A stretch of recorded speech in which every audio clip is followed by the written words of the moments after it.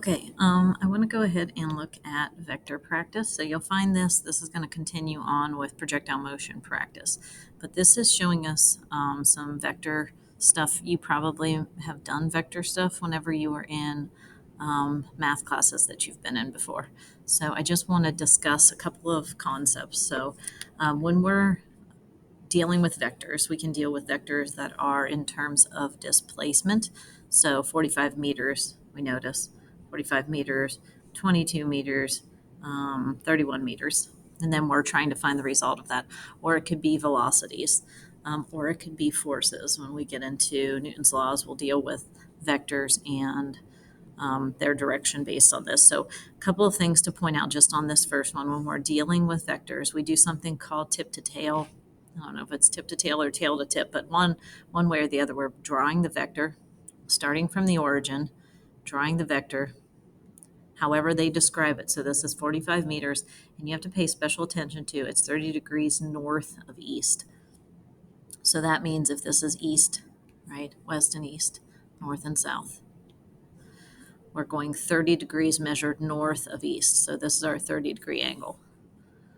Then our next vector, the tail of the next vector, gets put right on the tip of the vector that you just built. So we have 22 meters at 25 degrees east of north. So it's really important then, if I were moving my grid, my north, south, east, west grid up here, and it's measuring it east of north. So if north is straight up, I'm going to draw this the best I can. That's terribly not straight line, but you get the idea. Then that means this is measured east of north. So this angle right here is our 25 degrees. So it's important you know where these vectors are at and what they're being measured from. And then our last one is 31 meters. And we're not going to do anything with this particular one yet, but I'm just going to show you how they're set up, and then we'll do a problem together. 31 meters. Then our next vector, of course, our third vector, we start at the tip of the last one, and we draw it 31 meters. That's the length of it, but it's 62 degrees west of south. So again, we're measuring this vector west of south. So if this is our south, straight down is our south, then this angle right here, and I'm going to draw it the best I can, this is west of south. This angle right here is our 62 degrees. So again, all of these are a little bit odd because they have different orientations: west of south, east of north, north of east. There's no standard. You have to pay special attention to that. So then once you have them all tip to tail, then your resultant vector always starts at the tail of the first one and points toward the tip of the next one. Oh, this is horrible. Sorry, guys. Absolutely terrible. But when we do the mathematics, then looks like there's a bump in my screen.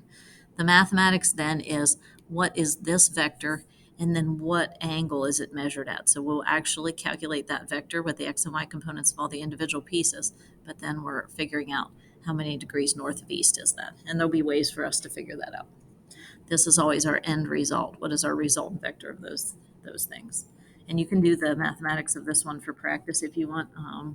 Once we go through and I show you a different example problem, but the answer is 34 meters at an angle of 54 degrees north of east.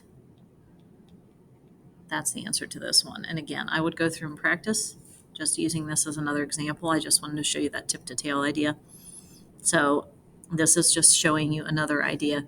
We have two different vectors coming off of this, but what I would want to do is I would want to take this vector, this blue one, and I would want to draw it up here. I don't want to leave it where it's at down there. I want to draw it up here with its length and its angle correctly.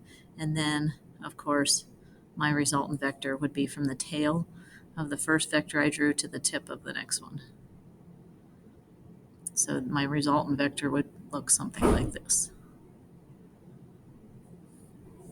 And that's what I would be trying to figure out, because you can't find the sum of the vectors if you don't have them tip to tail. And again, if you want to do this one later on, you can. The answer to this one is 83 units. And again, they don't use meters or meters per second or anything like that. They're using units as their unit. And then it's at an angle of 89 degrees north of west. So I'm measuring it north of west, which also is the same thing as 91 degrees north of east. And either one is right, 91 degrees north of east. That's two different ways of showing it. Okay, so we'll just start out with this question. The range of a vector length. Suppose two vectors each have length 3 units. What's the range of possible lengths for the vector representing the sum of the two? So obviously, we could have these at maximum, we could have them 3 units and 3 units. So we would have a total length, and it can't get any longer than that, 6 units. But the resultant vector of these could be 3 units this way, and then the next one would be 3 units back, so 0 units. So our range, and now anything in between that. So if we put a 3 unit length this way and a 3 unit length this way, well, then our resultant vector would be somewhere between 6 units and 0 units. So hopefully that makes sense. Okay, here's an example we're going to do. A rural mail carrier leaves the post office and drives 22 kilometers in the northerly direction, so due north. She then drives in the direction 60 degrees south of east for 47.7 kilometers. What's her displacement from the post office? Okay, so I'm just going to go to the next slide. Here's how we break these apart. So I usually just take and number my vectors 1 and 2. Vectors 1 and 2. And then I have the x component. So I have x1 and x2. Nope. And I have y1 and y2. So basically I'm taking these vectors, I'm breaking apart into components. Now I like to draw them and sketch them first. So I'm going to go back here, 22 kilometers north. So now I don't need to put these tip to tail, but I can set it up like that to check myself. So if it's 22 kilometers straight north, and the y component is positive 22 kilometers, and the x component is 0 kilometers because I have no x component of that one. This next one, however, I'm going 47.7 kilometers, 60 degrees south of east. So if I'm going south of east, right, you think about your grid, your east-west grid. So I'm going south of east. So basically, I'm measuring my 60 degrees down here. 60 degrees south of east means my vector is down this direction. So you can see it compared to the one over here. So basically what happens, and I don't want to draw it exactly over there because I want to show you, when I have my 60 degrees or south of east, I need to break this apart into, and this is 47.7 kilometers. This breaks apart into two components. It breaks apart into the x component. This is x2, and then the y component. This is y2. Now, traditionally, up and to the right are the positive direction. So that means down and to the left are the negative direction. So my x component is, and you know that this degree right here is 60 degrees. So to find my x component, I do 47.7, and then I use cosine of 60 degrees. So 47.7 cosine of 60 is 23.9 kilometers. And again, make sure your calculator is in degrees mode, not radians mode. And then for my y component, it's important that I keep track of the fact that that is downward, so it's going to be a negative value. So it's negative 47.7 sine of 60. So I'm just using my trig functions to calculate these, which ends up being negative 41.3 kilometers.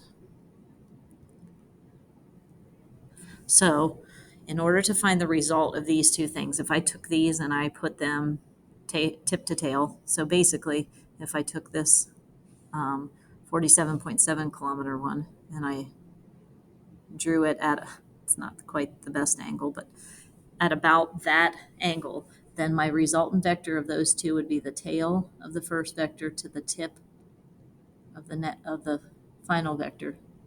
I'm pushing all the buttons here. So this guy right here is what I'm trying to find. So I'll see if my result looks about the same as this.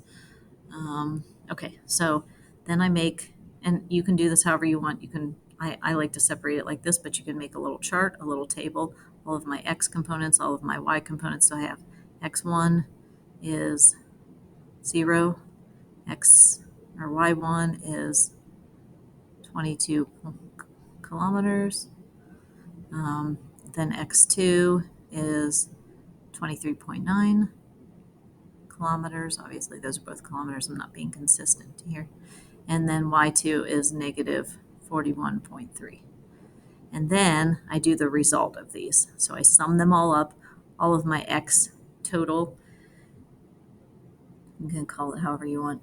X total is, obviously this is easy, 23.9 kilometers. Y total is those two added together, taking into consideration one of them is a negative value, is 19.3, negative 19.3 kilometers. So these are the two components of my resultant vector. So basically what that means is I have the positive direction, 23.9 kilometers, and then the negative direction, 19.3. And I try to draw them relative to what they actually are, obviously 19 being smaller than 23. And then my job then is to find out what is the result of those two things. So I want to find the hypotenuse. So from here, I wonder if I have an eraser. No better time to find out than now. That was not the eraser. Okay. Well, I just drew a bunch of dots on there. Okay, we're just going to ignore that that's there. Okay, so at this point, then I want to use Pythagorean theorem. I want to do 23.9 squared plus 19.3 squared, and then I take the square root of it, and that gives me, I'm going to try my darndest to not make this look messy, is, and again, I'm just using Pythagorean theorem to figure out the, this is 30.7 to figure out the result of that, and that's in kilometers. So that's the magnitude of my resultant velocity, or I mean my resultant vector. And then the next thing I need to do is, because I drew this down the x-axis and in the y-axis, I want to figure out this angle right here, theta, because I can't just leave it as 30.7. I need to find out that angle. And I'm just going to go ahead and use tangent. So we have tangent theta equals opposite over adjacent. So 19.3 divided by 23.9. So I do inverse tangent to solve for theta, and that gives me 38.9 degrees. 38.9 degrees, which is great, right? So I have 30.7 kilometers at 38.9 degrees, but then I have to say that this is measured at an angle of south of east. So south of east. And that's my final answer. Put a box around it. So 30.7 kilometers is my resultant vector at an angle of 38.9 degrees south of east.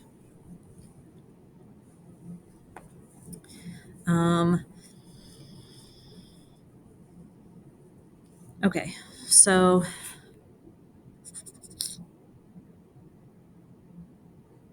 here's another example problem, obviously.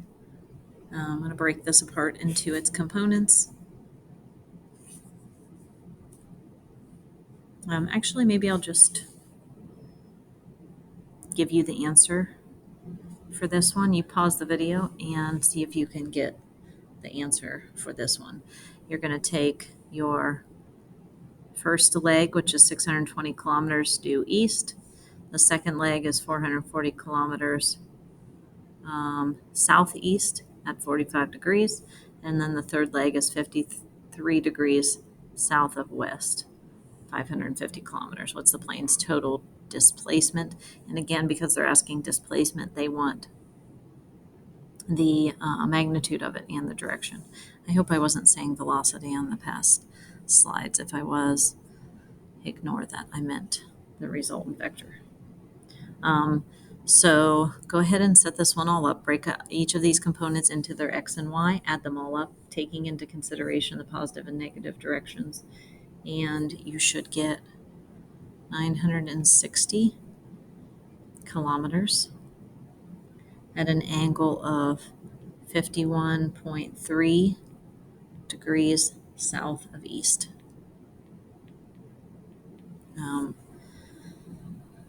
So I will make another video because I'm out of time right this minute.